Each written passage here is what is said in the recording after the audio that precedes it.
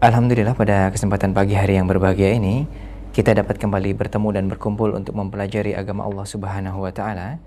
Insyaallah kita akan melanjutkan tema pembahasan kita yaitu belajar salat yang pada kesempatan hari ini kita telah memasuki bagian yang ke-15 mengambil subtema takbir perpindahan gerakan. Yang insyaallah materi kajian akan disampaikan oleh narasumber tetap kita yaitu beliau Ustaz Abdul Zain M. Hafizullah taala. Kaum muslimin dan kaum muslimat, segenap pendengar Radio Insani dimanapun Anda berada, kami nanti mengajak Anda untuk bersoal jawab dengan beliau Ustadz Abdul Zain. Untuk Anda pendengar Radio Insani, Anda dapat mengajukan pertanyaan melalui pesan singkat ke nomor 085 600 100 880 ataupun juga melalui line telepon ke nomor 0822 2727 8500. Dan untuk Anda segenap pemirsa Insan TV, Anda dapat mengajukan pertanyaan baik melalui pesan singkat ataupun line telepon ke nomor yang tertera di layar televisi Anda. Baik kaum muslim dan kaum muslimat, segera kita mulai sesi materi kajian pada kesempatan yang berbahagia ini.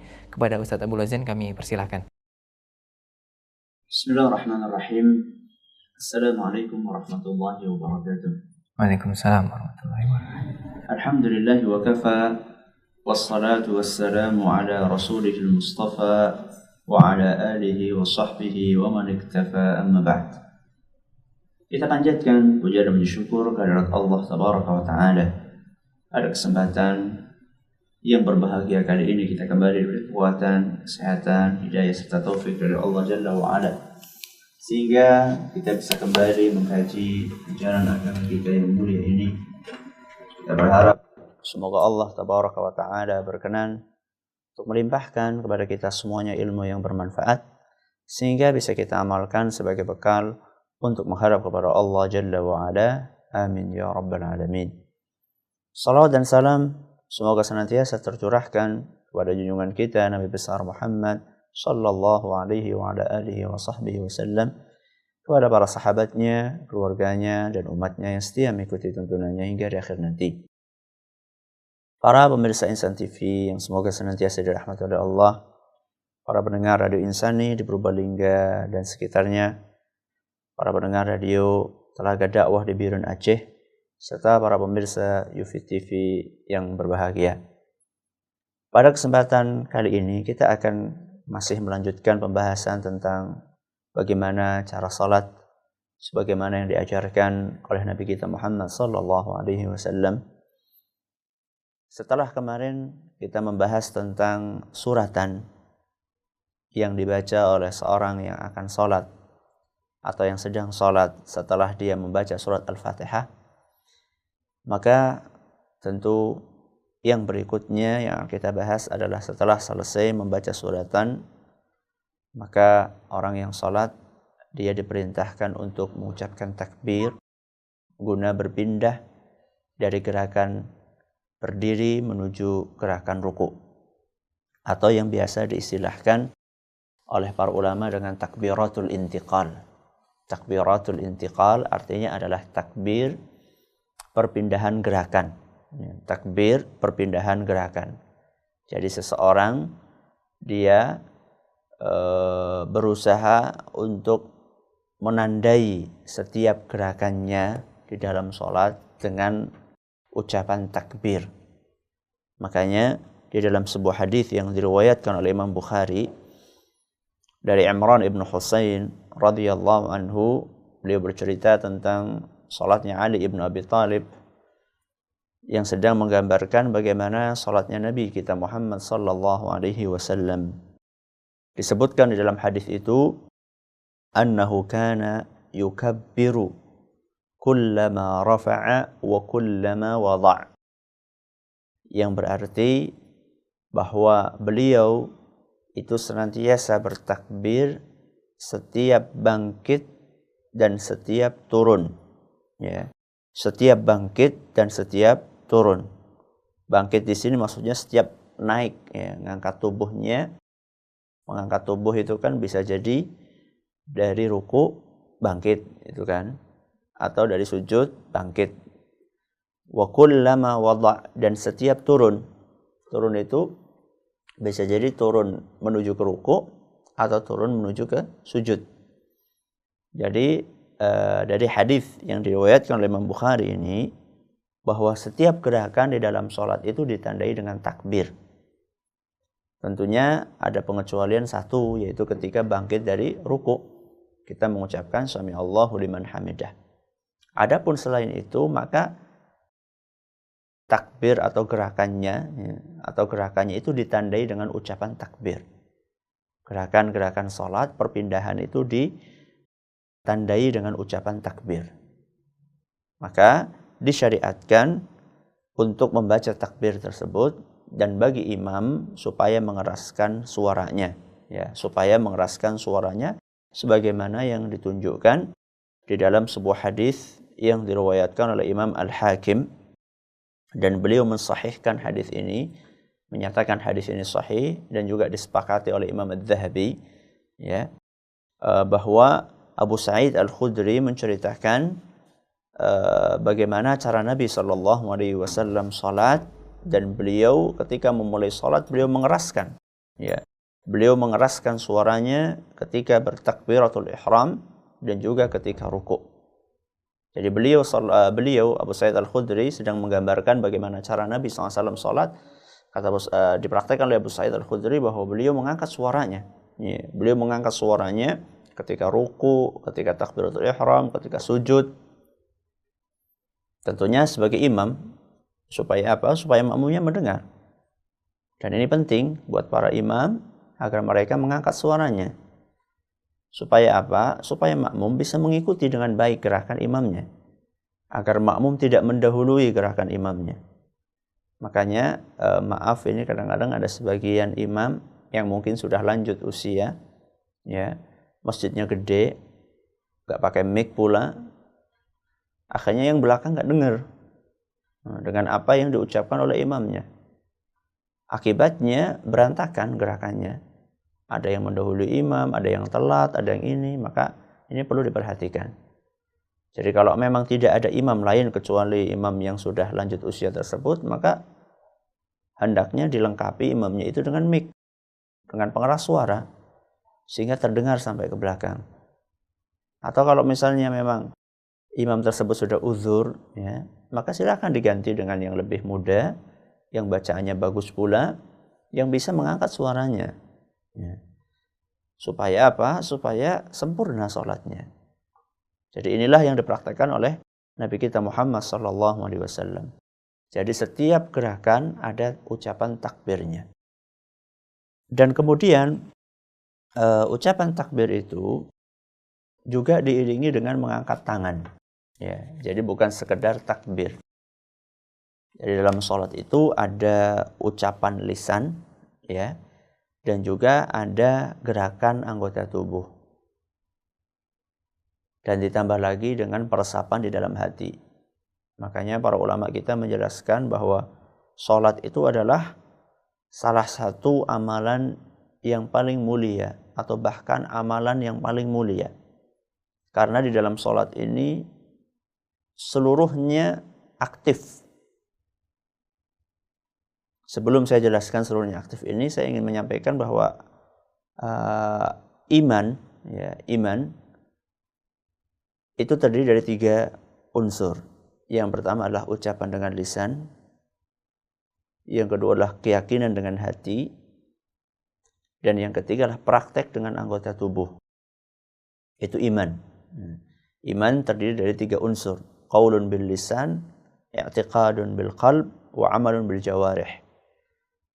Iman itu terdiri dari 3 unsur. Yang pertama adalah ucapan dengan lisan, yang kedua adalah keyakinan dengan hati, dan yang ketiga adalah gerakan dengan anggota tubuh atau praktek dengan anggota tubuh.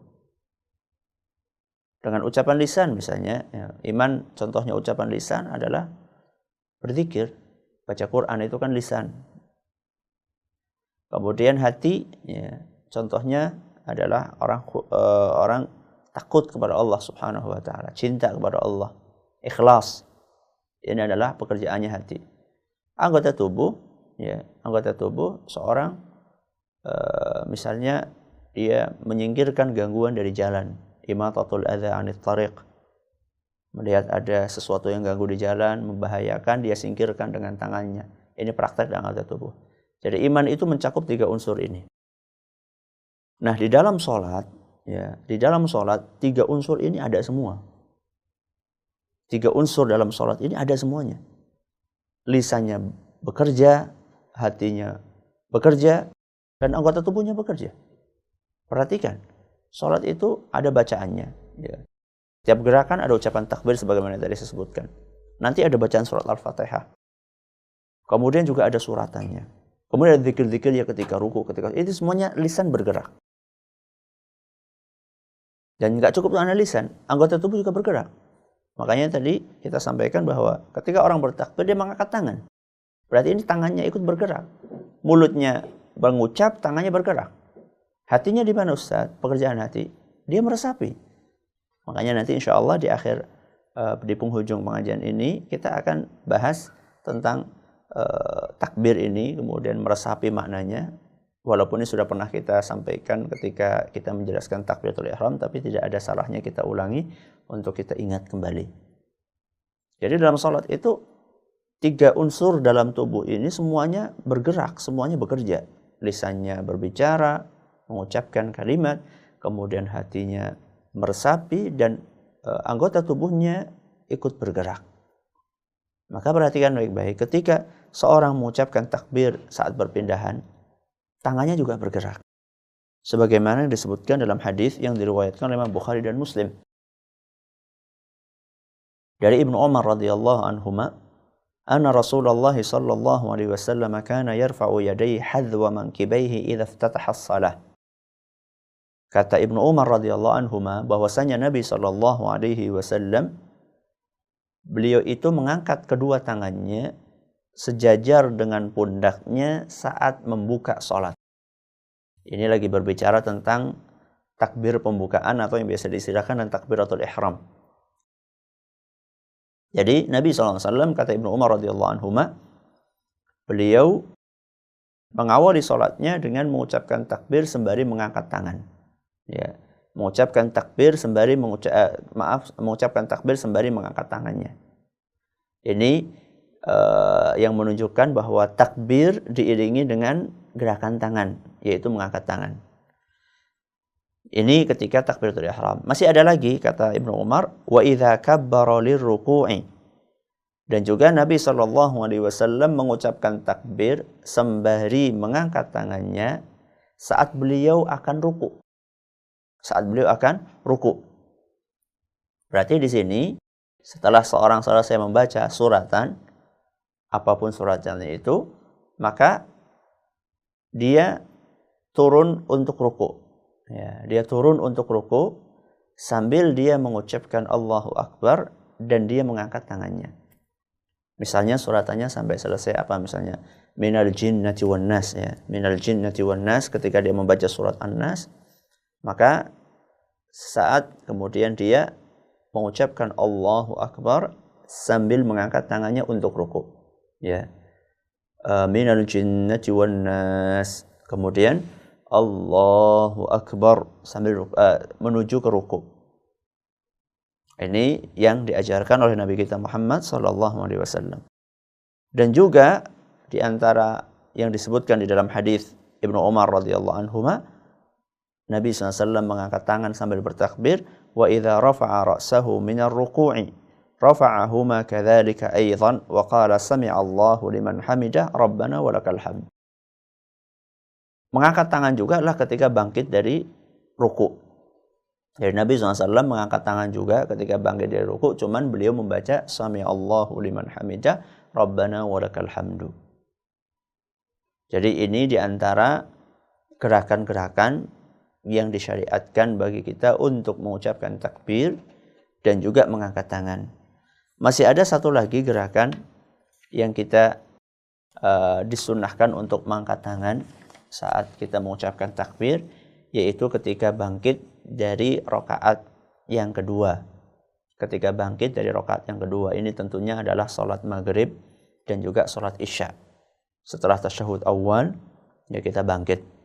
Disebutkan dalam hadis riwayat Bukhari, wa idza qama min rak'ataini rafa'a yadayhi, bahwasanya beliau saat bangkit dari 2 rakaat beliau mengangkat tangannya. Saat bangkit dari 2 rakaat, maksudnya adalah setelah tasyahud awal, di dalam sholat zuhur atau sholat asar, ya, atau sholat isya atau sholat maghrib, itu saat bangkit dari 2 rakaat Nabi SAW mengangkat kedua tangannya sambil mengucapkan Allahu Akbar.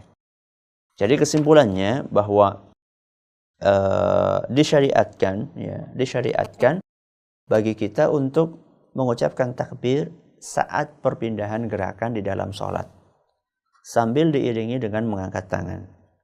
Nah, sekarang yang jadi pertanyaan, takbir yang tadi, yaitu takbir perpindahan gerakan, itu hukumnya apa? Ya, takbir perpindahan gerakan itu hukumnya apa? Apakah hukumnya wajib atau hukumnya sunnah? Kita bukan sedang berbicara tentang takbiratul ihram. Ya. Kalau takbiratul ihram itu adalah rukun salat. Nah, takbiratul ihram, takbir yang pertama kali kita masuk salat itu hukumnya adalah rukun. Sehingga tidak bisa ditolerir manakala ditinggalkan, entah lupa atau nggak sengaja, pokoknya nggak bisa ditolerir. Itu kalau takbiratul ihram. Nah, sekarang bukan takbiratul ihram. Sekarang adalah takbir perpindahan gerakan. Kayak tadi misalnya, ya, dari berdiri mau ruku, ya. Kemudian juga setelah i'tidal mau sujud, atau dari sujud mau bangkit menuju ke duduk di antara 2 sujud, atau dari duduk pengen sujud lagi. Nah, ini kan gerakan-gerakan ini membutuhkan takbir. Nah, takbir ini hukumnya apa? Para ulama berbeda pendapat dalam masalah ini. Pendapat yang pertama adalah pendapat yang dianut oleh mayoritas ulama, yaitu dari kalangan ulama Syafi'iyah, Malikiyah, dan Hanafiyah. Mereka mengatakan bahwa takbir perpindahan gerakan ini hukumnya sunnah. Takbir perpindahan gerakan ini hukumnya sunnah. Sehingga seandainya sengaja ditinggalkan, maka sholatnya tidak batal. Tetap sah sholatnya. Akan tetapi ketika mereka mengatakan sunnah, tentunya lebih baik dikerjakan. Cuman ini lagi berbicara tentang resikonya. Kalau resikonya dia lupa, nggak mengucapkan takbir, itu apa risikonya? Apakah batal atau tidak? Kalau menurut mayoritas ulama nggak batal, karena menurut mereka hukumnya adalah sunnah. Ini pendapat yang pertama. Pendapat yang kedua mengatakan bahwa takbir perpindahan hukumnya wajib. Hukumnya adalah wajib, dan inilah pendapat yang dianut oleh Imam Ahmad, Ishaq, dan yang lainnya. Ini pendapat yang kedua. Menurut pendapat yang kedua ini, kalau ada seorang tidak takbir karena sengaja, maka sholatnya nggak sah. Tapi kalau lupa, maka sah, tidak apa-apa. Ini kalau menurut pendapat yang mengatakan bahwasanya takbir perpindahan adalah hukumnya wajib. Nah, dari 2 pendapat ini, tentunya yang lebih hati-hati adalah kita tetap takbir. Ya. Kita tetap takbir, apalagi karena yang dipraktekkan oleh Nabi SAW adalah demikian. Dan beliau SAW sudah bersabda, "Shallu kama ra'aitumuni usolli." Salatlah kalian sebagaimana kalian melihat aku salat. Ya, salatlah kalian sebagaimana kalian melihat aku salat. Dan Nabi SAW di dalam gerakan-gerakan itu beliau mengucapkan takbir. Di dalam gerakan-gerakan tersebut beliau mengucapkan takbir. Maka tentunya untuk kehati-hatian kita tidak bermudah-mudahan dalam masalah ini. Nah, kita tidak bermudah-mudahan dalam masalah ini. Artinya usahakan ya kita menjadikan itu sebagai prioritas. Karena kadang-kadang ada sebagian orang, maaf saja ini, ketika sholat karena saking saking seringnya atau saking kurang perhatiannya sholatnya itu, dia itu kadang-kadang ketika gerakan itu dia tidak mengucapkan takbir. Jadi kayak otomatis ketika dia sholat di belakang imamnya ruku, dia juga ikut ruku tapi nggak ngucapin takbir. Ya, dia cuma ikut gerakannya saja. Dan ini harus diperhatikan. Tidak boleh seperti itu. Walaupun misalnya Anda berpendapat bahwasanya takbir itu hukumnya sunnah, tapi kan Anda telah merugikan diri sendiri. Sunnah itu kan berpahala, berarti kalau Anda tidak lakukan, Anda tidak dapat pahala. Apalagi kalau misalnya kita terapkan pendapatnya Imam Ahmad dan Ishaq yang mengatakan bahwa kalau lupa, kalau sengaja itu sholatnya bisa batal. Maka dari itulah ini perlu kita cek, ya, kita ingat. Makanya sholat ini, ya, di dalam sholat kita terus berusaha untuk memperbaiki sholat kita, introspeksi sholat kita, mawas diri, kita cek apakah sholat kita. Jadi dari waktu ke waktu, ya, dari waktu ke waktu kita senantiasa untuk mengoreksi sholat kita. Jadi jangan sampai sholat kita itu menjadi sebuah rutinitas yang menjemukan, rutinitas yang formalitas saja, sekedar setor muka gitu kata istilah orang kepada Allah Subhanahu wa taala. Tidak berusaha kita cek kembali, kita teliti kembali apakah salat kita sudah benar atau tidak. Apakah di dalam salat kita berusaha untuk memperbaiki salat kita atau tidak? Apakah kita tidak melupakan bacaan-bacaan yang ada dalam salat? Ya, ini perlu diperhatikan. Jadi ketika ruku kita mengucapkan takbir, ya, dan juga kita mengangkat tangan kita. Ya, kita mengucapkan takbir dan juga mengangkat tangan. Nah, sekarang timbul pertanyaan, mengucapkan takbirnya itu ketika akan ruku itu bareng sama gerakan atau sebelumnya atau sesudahnya? Sebaiknya, ya ini sebaiknya ucapan takbir itu bersamaan dengan gerakan. Ya, sebaiknya ucapan takbir itu bersamaan dengan gerakan. Karena disebutkan dalam sebuah hadis yang diriwayatkan oleh Imam Abu Hurairah, diriwayatkan oleh Imam Al-Bukhari dan Muslim dari Abu Hurairah radhiyallahu anhu, qala, beliau mengatakan, kana Rasulullah sallallahu alaihi wasallam idza qama ila sholati yukabbiru hina yaqum.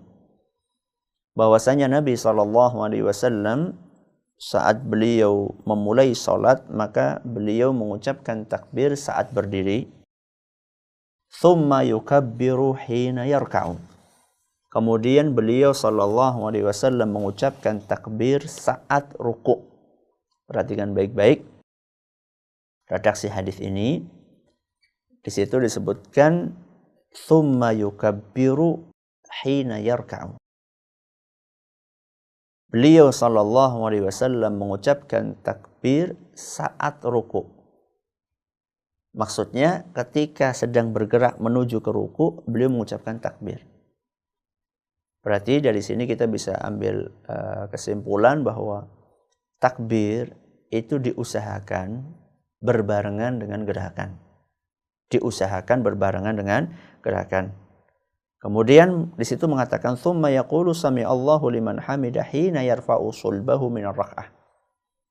Jadi tadi ruku, sekarang bangkit dari ruku. Disebutkan di situ, kemudian beliau sallallahu alaihi wasallam mengucapkan sami'allahu liman hamidah hina yarfa'u sulbahu minar rak'ah. Saat beliau mengangkat tubuhnya untuk i'tidal, bangkit dari ruku.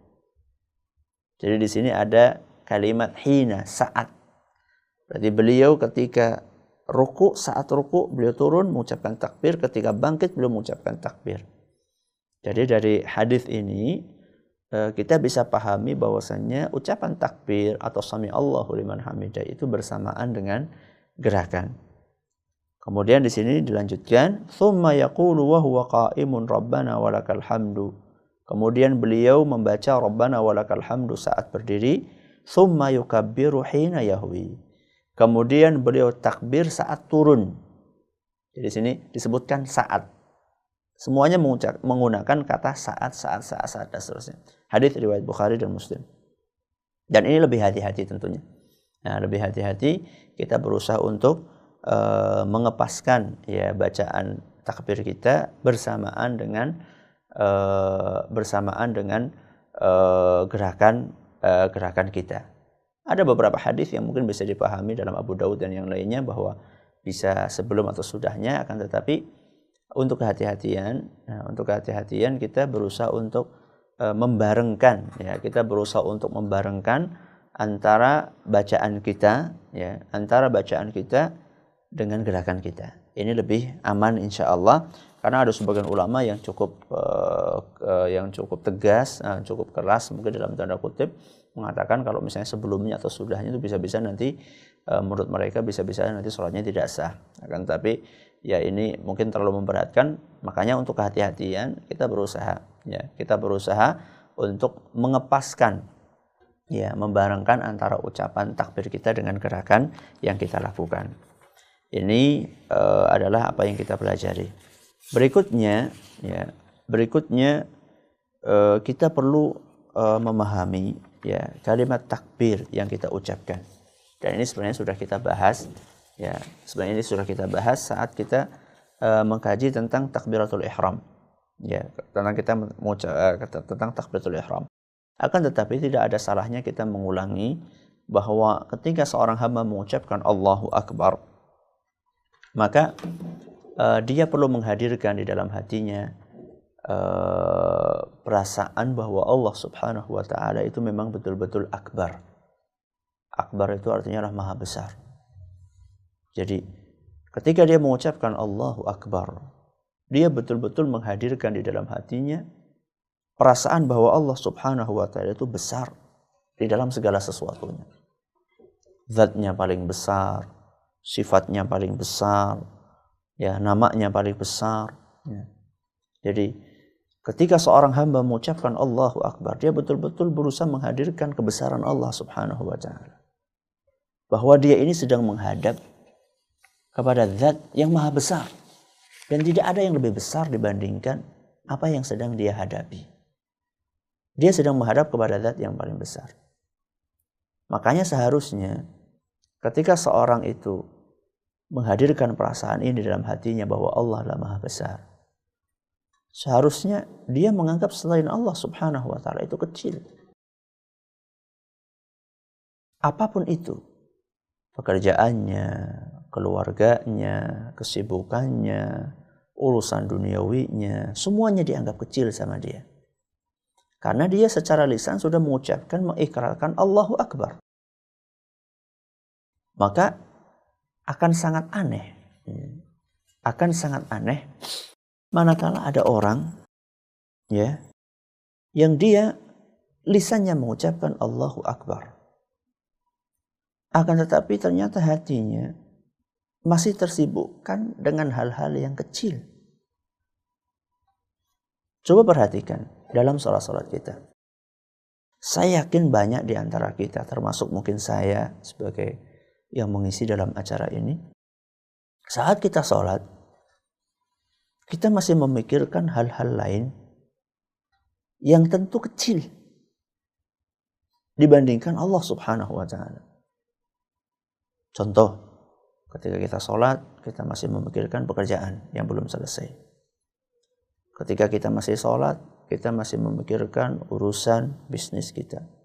Ketika kita salat, kita masih memikirkan bahkan mungkin tontonan yang barusan kita tonton. Ketika kita masih sedang salat, kita masih memikirkan hal-hal lain yang tentunya itu semuanya kecil.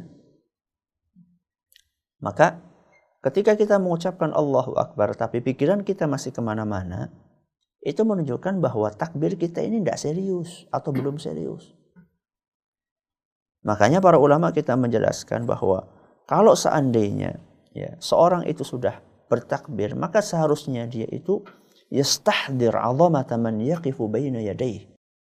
Dia berusaha untuk menghadirkan di dalam hatinya keagungan zat yang dia itu sedang berhadapan dengannya, yaitu Allah Subhanahu wa taala.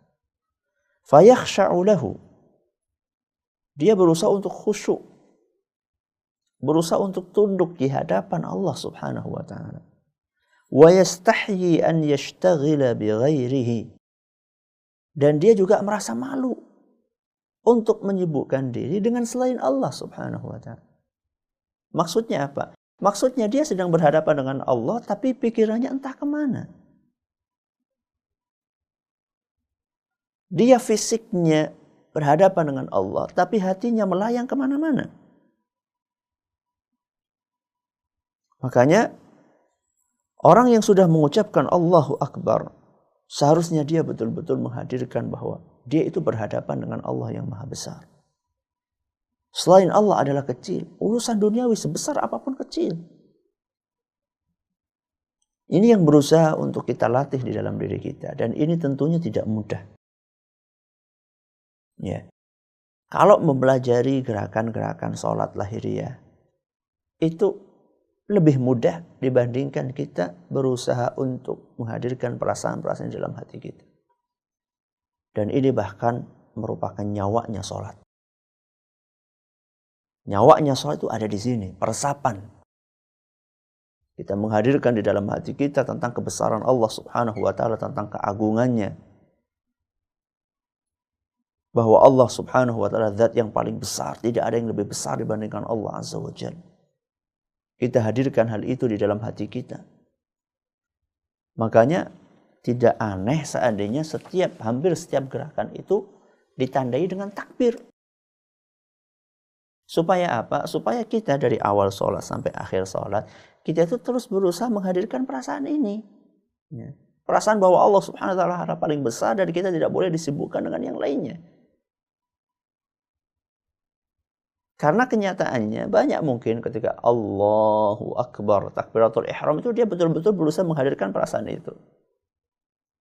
Tapi dengan berjalannya sholat, ketika dia akan rukuk dia sudah entah kemana. Akhirnya diingatkan lagi dengan Allahu Akbar. Supaya kita ingat lagi bahwa kita ini lagi berhadapan dengan zat yang paling besar. Yang lainnya kecil. Jadi ketika benak kita ini akan melayang kemana-mana, kita ditarik lagi. Diingatkan lagi dengan Allahu Akbar.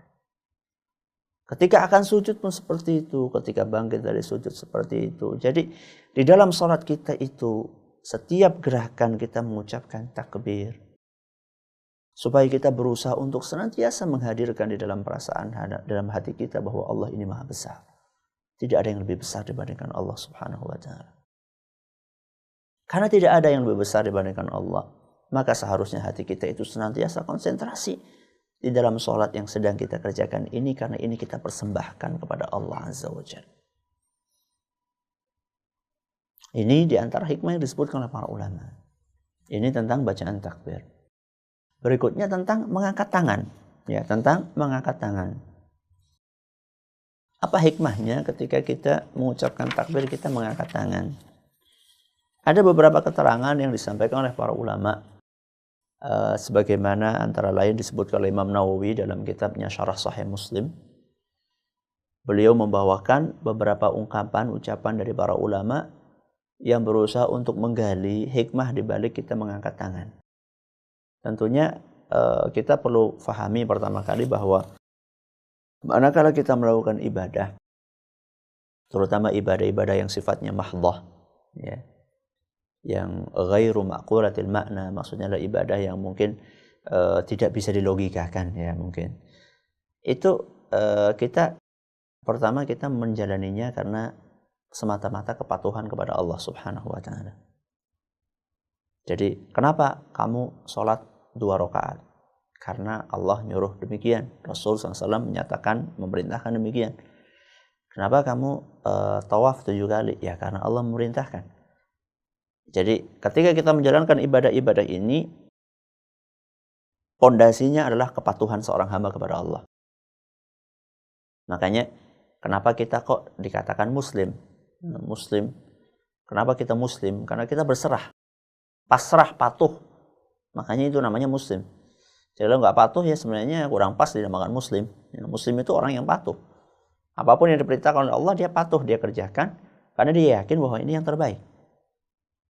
Ini pondasinya. Akan tetapi tidak ada salahnya, ya tidak ada salahnya kita berusaha untuk menggali hikmah di balik ibadah-ibadah tersebut, tentunya tanpa memaksakan, ya, tidak terlalu berlebihan, dan juga kita berusaha untuk mengkaji apa yang disampaikan oleh para ulama. Imam Nawawi menyebutkan beberapa hikmah.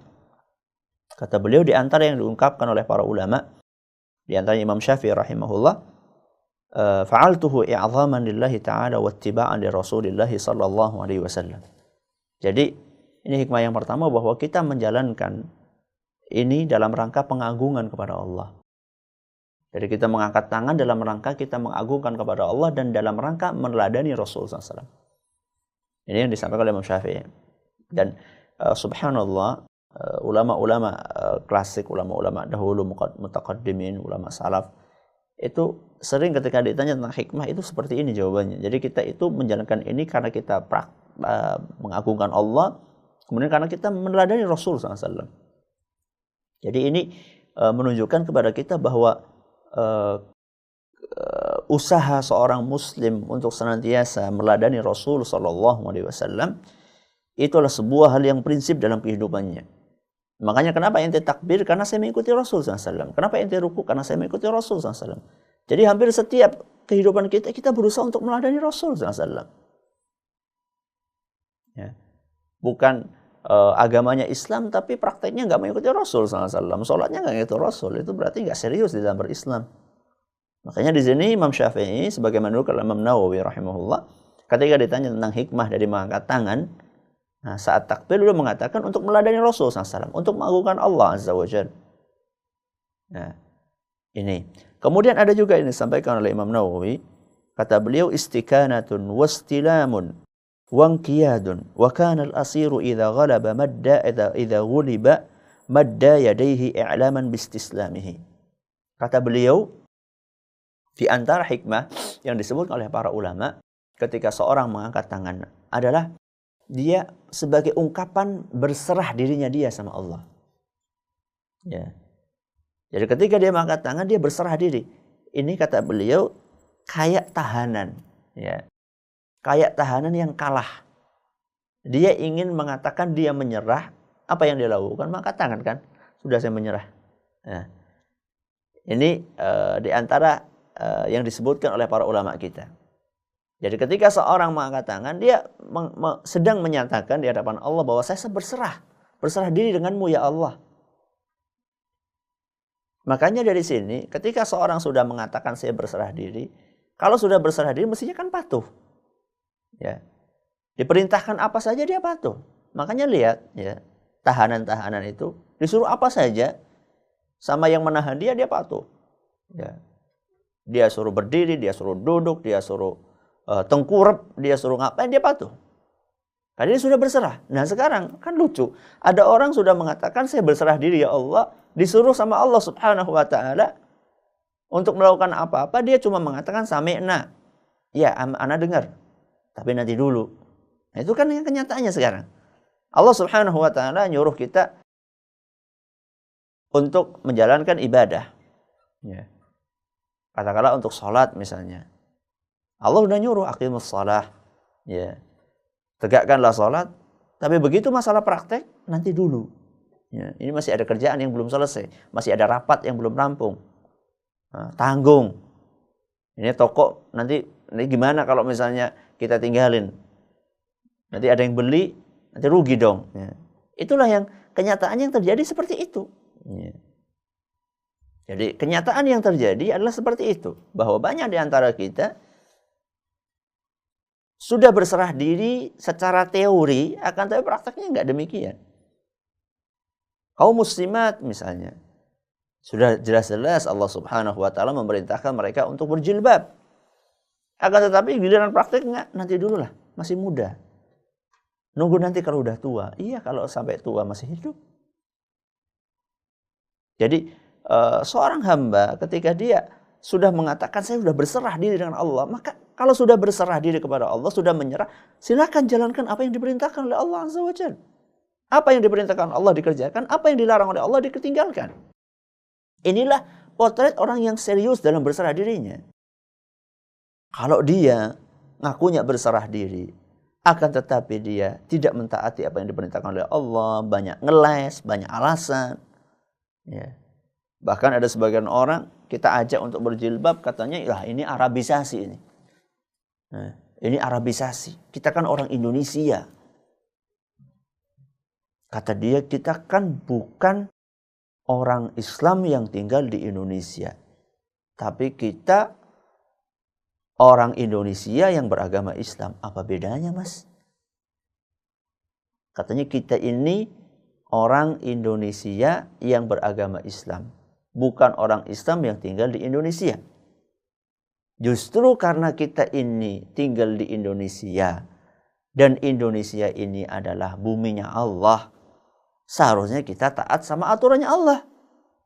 Kalau kita nggak taat sama aturannya Allah, cari aja tempat lain yang bukan miliknya Allah. Di mana? Semuanya miliknya Allah Subhanahu wa ta'ala. Justru karena kita tinggal di Indonesia dan Indonesia ini buminya Allah Subhanahu wa ta'ala, maka kita berusaha untuk mempraktekkan syariat Allah Subhanahu wa ta'ala. Bukan ngeles seperti itu. Jadi nggak ada Islamnya orang Indonesia, Islamnya orang Arab, Islamnya orang Eropa. Islam itu satu. Apa yang diajarkan oleh Allah dan Rasulnya Sallallahu Alaihi Wasallam itu yang berusaha kita praktekkan. Dan di sini bukan berarti kita tidak menghargai adanya adat istiadat. Ada adat istiadat kita hargai selama itu tidak menyelisih syariat. Kalau menyelisih syariat, jelas yang didahulukan adalah apa yang disebutkan dalam Allah, yang disebutkan oleh Allah dalam Al-Qur'annya atau oleh Rasul SAW dalam sunnahnya, berikut dengan keterangan para ulama kita. Ini yang bisa kita sampaikan pada kesempatan kali ini. Jadi intinya bahwa saat kita turun akan rukuk, maka kita disyariatkan untuk mengucapkan takbir, ya, untuk mengucapkan takbir, dan juga kita disyariatkan untuk mengangkat tangan di dalam gerakan tersebut. Dan juga saat kita mengucapkan takbir, usahakan untuk menghadirkan perasaan di dalam hati mengenai keagungan Allah Azza wa Jalla. Semoga bermanfaat. Mari kita dengarkan beberapa pertanyaan yang mungkin sudah masuk. Silakan. Baik, terima kasih Ustadz. Demikian kaum muslimin dan kaum muslimat, segenap pendengar Radio Insani dan juga pemirsa Insan TV, telah kita simak bersama pemaparan materi kajian pada kesempatan yang berbahagia ini yang mengangkat tema takbir dalam perpindahan gerakan. Dan selanjutnya kami mengundang Anda semua untuk bertanya jawab, bersoal jawab dengan Ustadz terkait dengan materi yang beliau sampaikan. Dan kaum muslimin dan kaum muslimat, kami ingatkan kepada Anda untuk ketika mengirim pertanyaan berupa pesan singkat, untuk tidak menyingkat pertanyaan karena kami terkadang kesulitan dalam membacanya, sehingga bisa saja pertanyaan dari Anda kami abaikan karena kami tidak bisa dalam membacanya. Baik kaum muslimin dan kaum muslimat, segera kita masuki pertanyaan yang pertama. Kami bacakan, datang dari saudari Ami yang ada di Banyumas. Beliau bertanya, Assalamualaikum Ustadz, bagaimana cara sholat yang benar bagi orang yang sakit yang sholatnya sambil berbaring karena tidak bisa duduk? Maaf Ustadz, buang air besar atau kecil di situ juga. Kalau mau sholat, sebelum sholat berusaha untuk dibersihkan terlebih dahulu najis-najisnya. Bagaimana dengan sholatnya dia ini Ustadz? Silakan. Tidak apa-apa. Jadi selama tempatnya bersih, ya, selama tempatnya bersih, dia buang air di situ, buang air kecil di situ, air besar di situ, tidak apa-apa, insya Allah. Nah, yang penting sebelum sholat dia bersihkan itu tempat. Sebelum sholat dia bersihkan itu tempat, dia bersihkan juga anggota tubuhnya, maaf kemaluannya, depan maupun belakang. Setelah itu dia sholat tidak ada masalah. Cuman mungkin kan gini ya. Itu kan cukup membutuhkan energi, ya, cukup membutuhkan energi. Karena yang namanya kotoran itu kan mungkin di bawah-bawah, kan agak sulit juga kan ya, agak sulit di bawah pantat dia, maaf, kemudian juga di kaki, mungkin ada yang di punggung, ini kan agak repot juga. Maka untuk keringanan diperbolehkan, seandainya dia kesulitan untuk menjamak, ya, untuk menjamak sholatnya antara zuhur dengan asar sehingga membersihkannya sekali, ya, ketika sholat zuhur saja. Nah, maghrib dengan isya juga dijamak sehingga membersihkannya cuma sekali di waktu maghrib atau waktu isya saja. Akan tetapi tetap sholatnya lengkap, ya, sholatnya lengkap. Maksudnya zuhur ya tetap 4 rakaat, asar 4 rakaat, bukan dikosor. Karena kosor itu kaitannya dengan masalah safar. Jadi kalau keringanannya buat dia adalah berusaha diperbolehkan untuk menjamak, ya, menjamak antara zuhur dengan asar. Boleh jamak takhir atau takdim. Kemudian juga menjamak antara maghrib dengan isya, boleh takdim, boleh takhir. Tapi kalau subuh ya enggak. Ya, kalau subuh ya enggak bisa dijamak. Berarti kalau kayak gitu dia cukup 3 kali dalam sehari untuk membersihkan yang tadi sudah kami sampaikan. Nah, baik, demikian saudari Ami yang ada di Banyumas. Semoga jawabannya disampaikan oleh Ustadz dapat memberikan pemahaman untuk kita semua. Pertanyaan selanjutnya kami bacakan dari saudari Ike yang ada di Wonosobo. Beliau bertanya, Assalamualaikum Ustadz, apakah ada larangan untuk memejamkan mata ketika sholat Ustadz? Mohon penjelasannya, silakan. Iya, untuk saudara Ike yang ada di Wonosobo, apakah ada larangan untuk memejamkan mata saat sholat? Ini termasuk hal yang sebaiknya dihindari. Sebaiknya dihindari karena Nabi SAW mengajarkan saat kita sholat itu kita memandang tempat sujud, ya, bukan memejamkan mata. Ya, jadi kita memandang ke tempat sujud, bukan memejamkan mata. Ini yang diajarkan oleh Rasul Sallallahu Alaihi Wasallam. Kecuali dalam satu kondisi, Apa itu? Seandainya kita di hadapan kita ada hal yang mengganggu konsentrasi kita. Contoh ini ya, contoh. Kita lagi sholat di masjid terminal. Lagi sholat di masjid terminal. Depan masjid atau tembok masjid itu rupanya ada kaca gede. Orang seliwar-seliwer.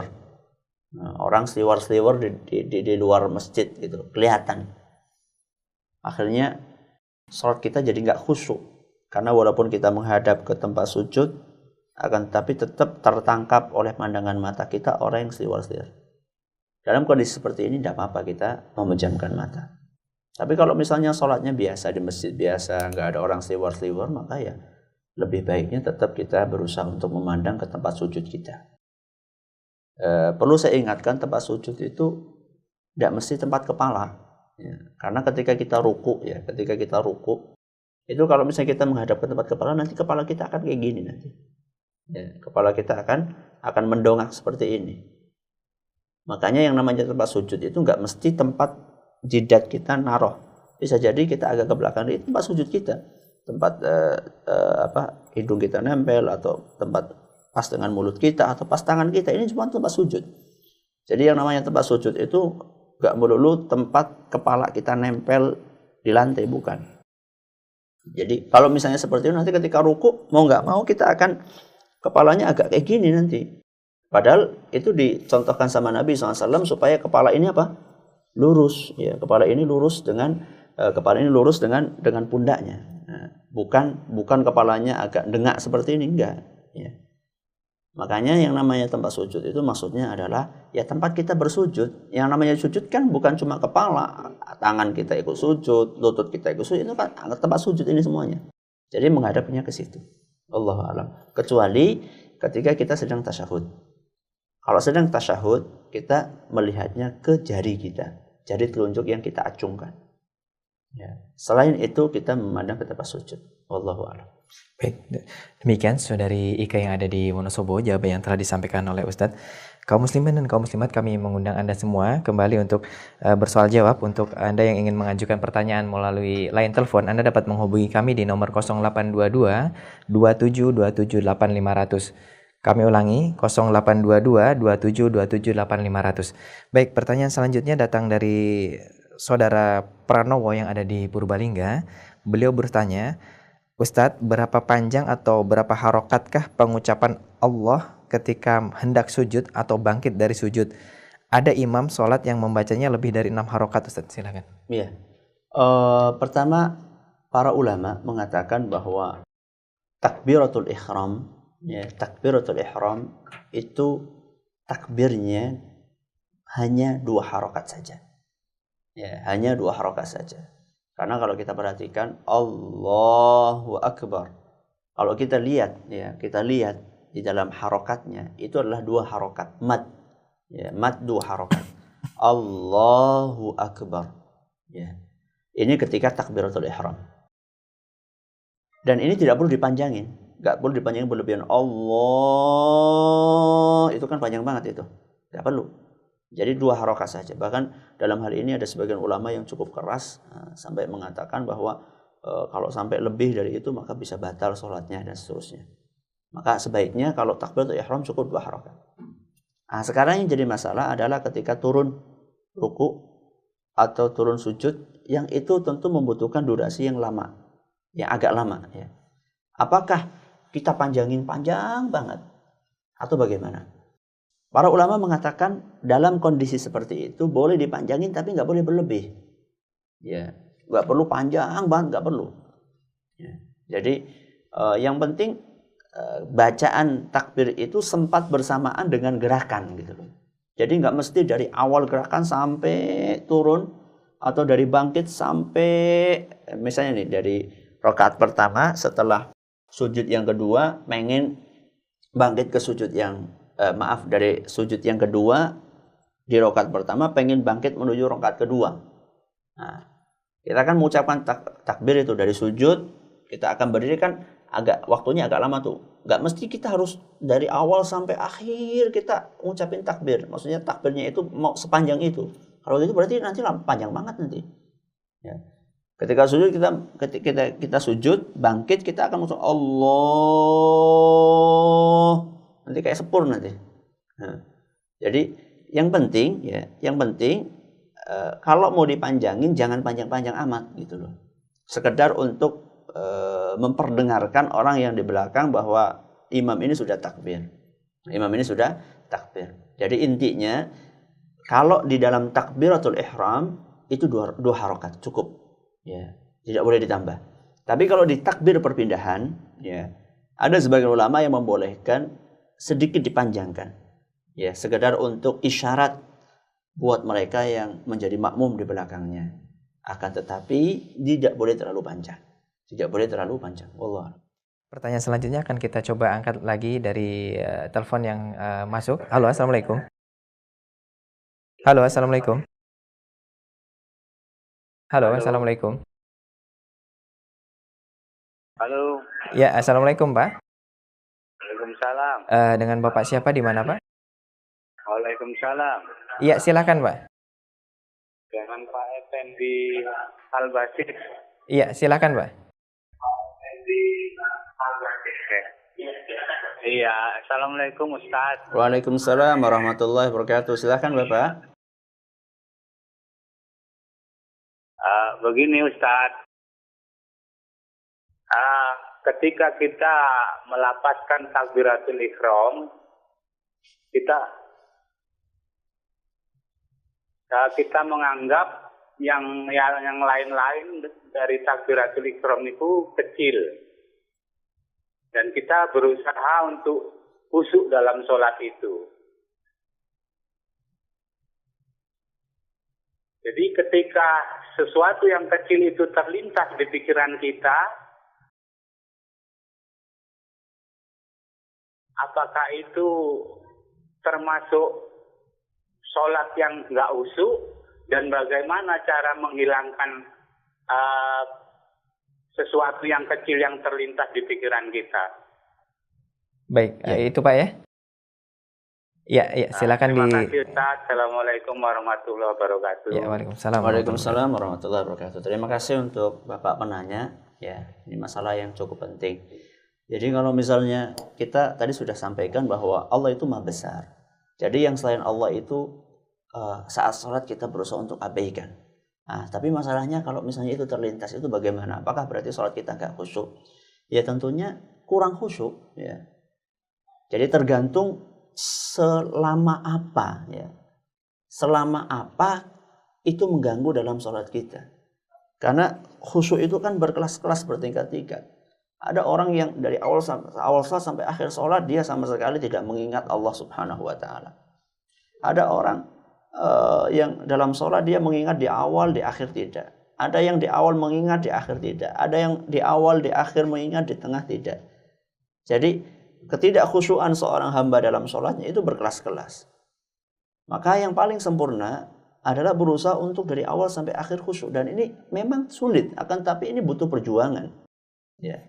Maka bagaimana caranya supaya kita bisa khusyuk?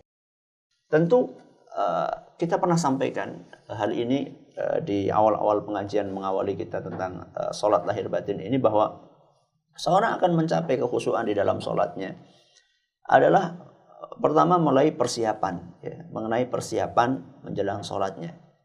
Jadi ketika dia akan sholat, dia berusaha untuk menghindari hal-hal yang bisa mengganggu kekhusyuannya.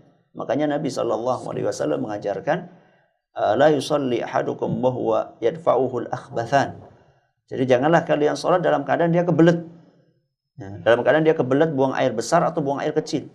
Kenapa? Karena ini akan mengganggu. Maka sesuatu yang kira-kira akan mengganggu, singkirkan. Ya, singkirkan. Dan juga termasuk di antara yang akan mengganggu pula adalah masalah makanan. Makanya Nabi SAW mengajarkan kalau makanan sudah siap, ya sudah siap saji, tinggal makan. Dan kalian juga lapar, makan dulu aja baru sholat. Supaya apa? Supaya dalam sholat kita tidak terganggu. Nah, di antara juga yang mengganggu di zaman kita HP. Ya, kalau memang kita mau sholat, matikan HP. Ya, matikan HP, nggak lama kok ya. Kita sholat, nanti setelah sholat kita nyalakan. Supaya apa? Supaya dalam sholat tidak ada SMS masuk, tidak ada telepon masuk, sehingga kita terganggu. Ini yang pertama, persiapan. Yang kedua, yang ini sangat penting sekali, adalah kita berusaha memahami apa yang kita baca. Jadi mana mungkin kita akan bisa khusyuk dalam sholat kalau kita tidak paham apa yang kita baca. Maka sangat memprihatinkan banyak di antara kaum muslimin. Bacaan-bacaan sholatnya, itu mereka belum paham apa maknanya. Kalau misalnya dia nggak paham, bagaimana dia bisa meresapi apa yang dia baca? Maka kami ajak kaum muslimin dan kaum muslimah sekalian untuk terus mengikuti pengajian ini semaksimal yang bisa kami lakukan. Kami sampaikan, kami akan berusaha. Jadi kita akan berusaha untuk mengkaji bacaan-bacaan dalam sholat kita, gerakan-gerakan yang kita lakukan dalam sholat kita, apa makna di balik itu, tanpa kita memaksakan diri, maksudnya tanpa berlebihan, ya, tanpa mengada-ada, insya Allah. Kemudian bacaan-bacaannya kita akan kupas, insya Allah. Besok kita akan membahas tentang Subhana Rabbiyal Azim dalam rukuk kita. Kemudian kenapa kita rukuk di hadapan Allah Subhanahu wa Ta'ala. Maka terus ikuti pengajian ini. Ini yang kedua. Yang ketiga, di antara kiat khusyuk adalah kita berusaha untuk berlatih, ya. Untuk berlatih, melatih diri kita. Jadi kalau kita ada gangguan dalam sholat, kita berusaha untuk usir itu gangguan, ya. Kita berusaha untuk berjuang. Dan perjuangan kita ini melawan syaitan, ini adalah akan dihargai oleh Allah Subhanahu wa Ta'ala. Walaupun kita jatuh bangun, selama kita berusaha untuk menghadapi godaan syaitan yang berusaha untuk merusak salat kita, insya Allah hal itu akan ditulis pahala di sisi Allah Azza wa Jalla. Dan masih ada kiat-kiat yang lainnya. Semoga apa yang kami sampaikan bermanfaat. Wallahu a'lam. Baik, demikian jazakallahu khairan Ustaz. Terima kasih atas jawabannya. Pertanyaan selanjutnya akan kami bacakan yang datang dari pesan singkat dari Abu Qais yang ada di Bogor. Beliau bertanya, Assalamualaikum Ustaz. Pedagang yang keliling dengan kendaraan di dalam kota, namun terhitung jaraknya lebih dari 80 km, apakah itu terhitung safar dan membolehkan untuk menjamak sholat, Ustaz? Silakan. Setahu kami, safar itu ya keluar kota. Kalau dalam kota keliling-keliling, ya insya Allah itu bukan safar. Ya, kalau dalam kota keliling-keliling itu insya Allah bukan safar. Akan tapi tadi pertanyaannya, apakah boleh menjamak? Safar itu kaitannya bukan masalah jamak. Jamak itu kaitannya bukan masalah safar. Jamak itu masalah kebutuhan. Jadi kapan dia butuh untuk menjamak, walaupun dia tidak safar, silakan menjamak. Tapi apa ya iyalah, dagang kayak gitu harus jamak sholat, kayaknya sih enggak lah. Ya, apalagi keliling-keliling gitu kan. Itu kan keliling-keliling berarti kan akan lewat banyak masjid gitu loh. Maka saya tidak memandang itu termasuk alasan yang diperbolehkan untuk menjamak sholat. Ya, kecuali kalau misalnya menjamak sholat itu karena suatu hal yang penting, ya, misalnya nih karena operasi misalnya, ya, atau karena sakit, ya, atau karena yang lain-lainnya, karena hujan, ya, hujan lebat, itu tidak apa-apa. Tapi kalau dagang seperti itu, menurut kami kayaknya nggak nyampe termasuk alasan yang diperbolehkan untuk menjamak sholatnya. Kemudian kalau masalah tadi berkeliling-keliling dalam satu kota yang jaraknya panjang, ya insya Allah itu bukan safar karena itu masih ada dalam lingkungan kota. Wallahu a'lam. Baik, demikian saudara Abu Qais yang ada di Bogor, jawaban yang telah disampaikan oleh Ustaz Abdul Azin. Satu pertanyaan terakhir Ustaz ya. Yeah. Ini mohon maaf pertanyaan keluar dari tema Ustaz, dari seorang ibu yang ada di Riau yang tidak menyebutkan namanya. Assalamualaikum Ustaz. Bagaimana kalau kita selalu merindukan memiliki seorang anak Ustaz karena sudah 15 tahun berumah tangga? Apakah ini termasuk kufur nikmat Ustaz? Silakan. Manusiawi, ya, manusiawi merindukan anak. Nabi Ibrahim juga lama dan beliau senantiasa berdoa. Ya, diceritakan dalam beberapa riwayat beliau itu nunggu kelahirannya Nabi Ismail itu 80 tahun. Ya, Anda 15 tahun ya. Ini Nabi Ibrahim 80 tahun beliau. Manusiawi, merindukan anak itu manusiawi. Yang penting tidak banyak mengeluh, ya. Kalau merindukan berdoa tidak apa-apa. Tidak banyak mengeluh, tidak banyak mengatakan ya Allah nikmatku kok dikit banget. Tentu nikmat banyak banget ya. Maka yang betul adalah Anda berusaha untuk tetap memohon kepada Allah Subhanahu wa Ta'ala dan berikhtiar. Kalau memang ditakdirkan mendapatkan, alhamdulillah. Kalau memang tidak ditakdirkan mendapatkan, pasti itu yang terbaik. Kita nggak tahu, ya. Mungkin saja. Ini cuma mungkin saja. Mungkin kalau misalnya Anda punya anak, mungkin bisa jadi anak Anda akan menjadi anak yang kurang berbakti kepada orang tuanya. Nah, sehingga boro-boro akan menghasilkan amal jariah, malah akan menghasilkan dosa jariah. Mungkin, anaknya mungkin nanti tidak baik. Mungkin saja.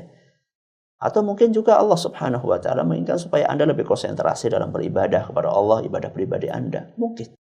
Jadi kita nggak tahu apa di balik itu semuanya. Yang jelas setiap apa yang ditakdirkan oleh Allah itu baik. Ya.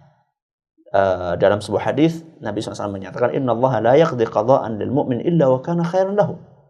Allah tidaklah menakdirkan sebuah takdir buat seorang mukmin melainkan itu yang terbaik buat dia.